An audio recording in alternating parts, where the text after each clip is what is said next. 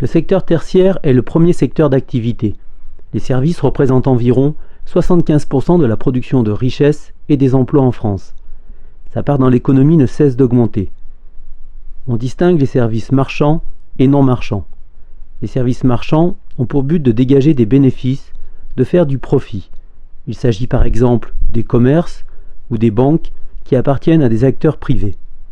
Les services non marchands sont eux financés par l'impôt et gérés par des acteurs publics comme l'État ou les collectivités locales. Hôpitaux et établissements scolaires publics proposent ainsi des services non marchands. Abordons maintenant les facteurs de localisation des activités tertiaires. Le tertiaire banal est présent sur l'ensemble du territoire, comme les grandes surfaces en périphérie des villes à proximité des axes de communication ou les commerces de centre-ville.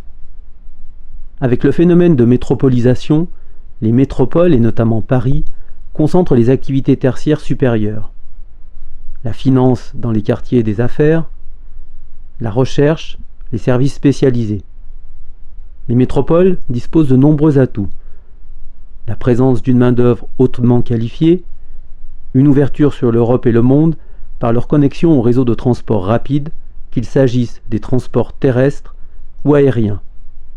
Les métropoles sont donc les principaux pôles tertiaires de l'espace français.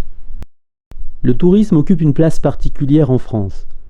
Les zones touristiques sont des espaces privilégiés des activités tertiaires. Il s'agit, comme on peut le voir sur la carte, des littoraux méditerranéens et atlantiques notamment, de Paris, des Alpes et des Pyrénées. La France occupe une place de premier ordre dans le tourisme international puisqu'elle constitue la première destination mondiale. Les arrivées de touristes internationaux se sont ainsi élevées à 84,7 millions en 2013. En matière de recettes tirées du tourisme international, elle occupe la 3e position derrière les États-Unis et l'Espagne. La France dispose de nombreuses ressources et propose une offre touristique complète. Un tourisme culturel, comme on peut le voir sur cette photo avec le musée d'Orsay à Paris. La France possède aussi de nombreux sites classés au patrimoine mondial de l'UNESCO. Cette carte nous révèle les 37 sites français classés.